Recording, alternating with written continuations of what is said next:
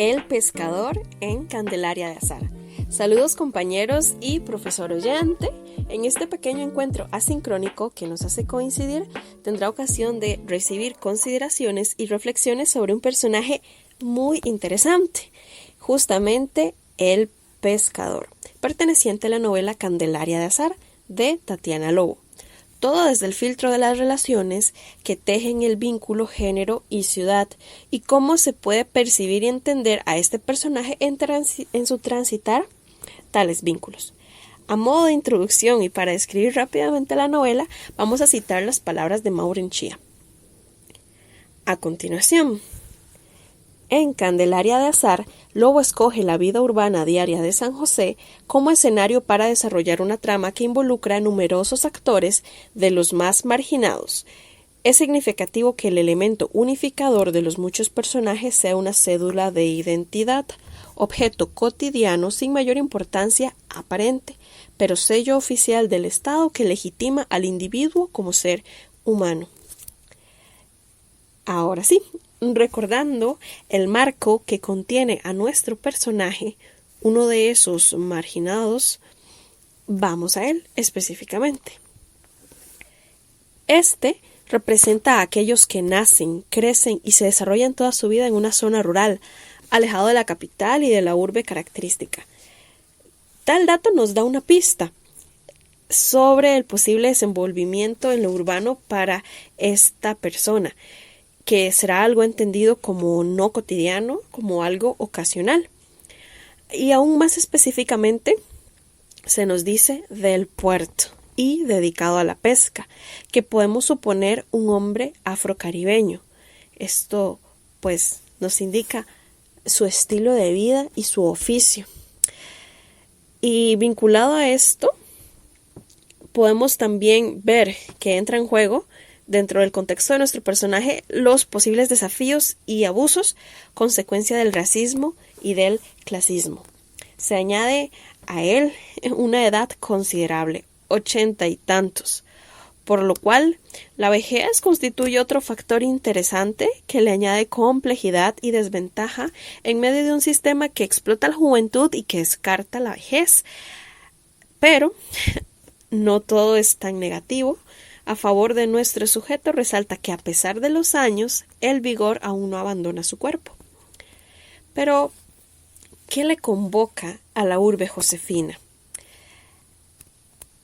Leyendo, podemos ver que son asuntos judiciales. Se ha envuelto en deudas y actualmente está moviendo lo posible por no perder lo único que le queda, una casa que no vale nada, pero que tiene una hermosa vista al mar. La breve porción de la novela que lo incluye alcanza para contarnos un poco de su vida, que en pocas palabras podemos caracterizar por una que se ve envuelta en una poligamia no consensuada en detrimento de su matrimonio, además de múltiples decisiones financieras desordenadas que el día de hoy se lo tienen acorralado. Es interesante cómo se menciona en este pequeño momento que narra nuestra autora, en el que él participa y se relaciona con estos otros personajes. Él menciona y empieza a describir que se siente mareado y le produce mareos la ciudad, a pesar de que, como todo pescador respetable y experimentado, es muy resistente a los mareos. Pero lo que justamente le marea en la ciudad no son ni los vehículos, no son los automóviles, es la cantidad de mujeres bellas que saltan a la vista por uno y por otro lado, de forma que su mirada no se detiene, sino que brinca de la una a la otra y, cito textualmente, con la resignada melancolía del que sabe que ya no está por otra cosa más que mirar, apreciar, celebrar y agradecer que tiene los ojos buenos. Tiene sentido que una ciudad tan transitada como lo es San José se vea recorrida por un sinnúmero de personas, muchas de ellas caracterizadas de belleza, rostros y cuerpos hermosos, todos dignos de apreciar, diversos, muy diferentes a los pocos ya memorizados del pueblo costero. Y bueno, sí, los ojos para ver, pero la mirada puede ser de limpia apreciación o estar cargada de morbo y lujuria. En esto, la verdad que ya no podemos más que especular, pues el texto no profundiza, pero sí podemos traer a la mesa de diálogo el hecho de que la ciudad, como espacio público, es un lugar donde puedo observar y puedo ser observado, donde la imagen es pública, y ver y ser visto es un hecho ineludible.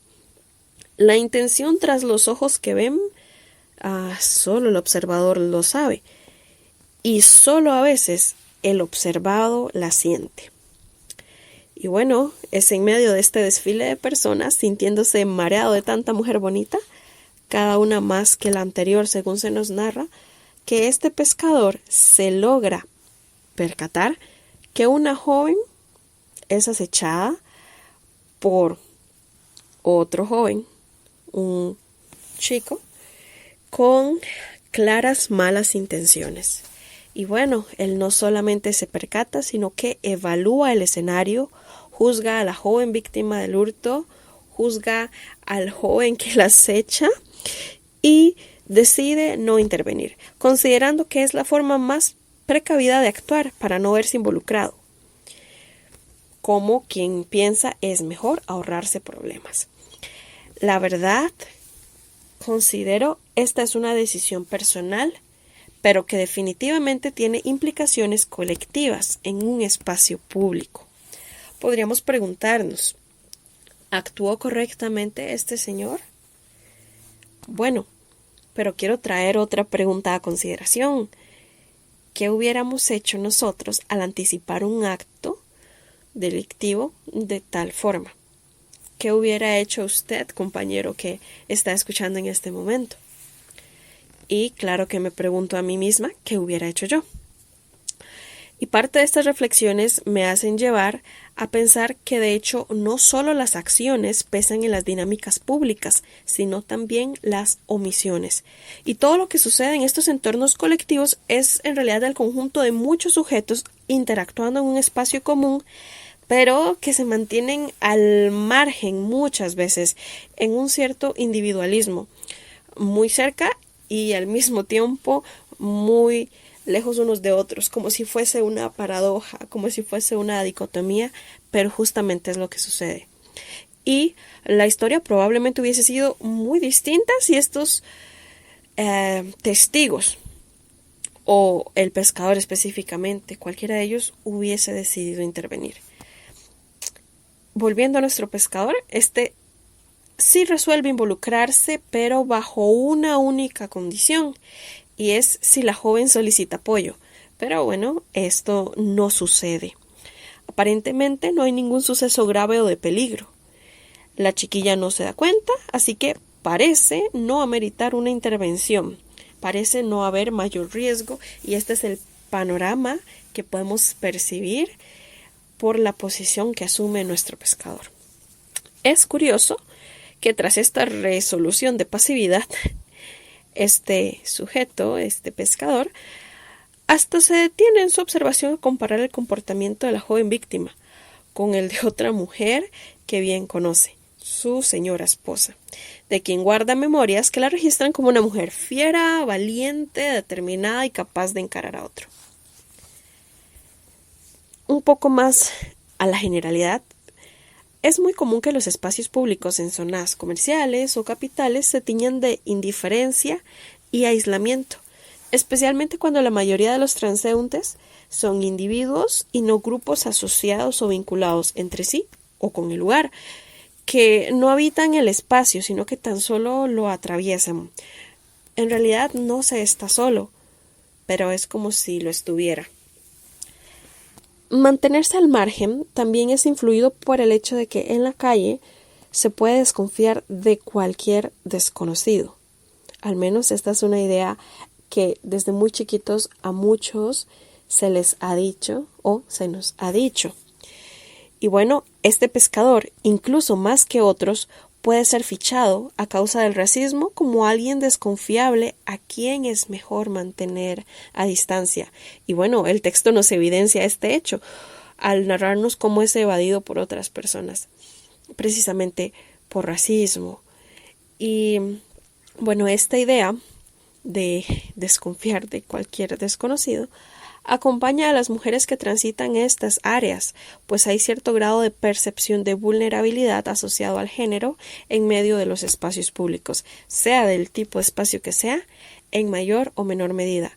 Y claramente dicha idea influye en el comportamiento público de los hombres también, pero en este caso más bien bajo el temor de ser visualizados como abusadores o como agresores, de forma que mejor no caminar detrás de una mujer, mejor mantener la distancia, mejor no intervenir.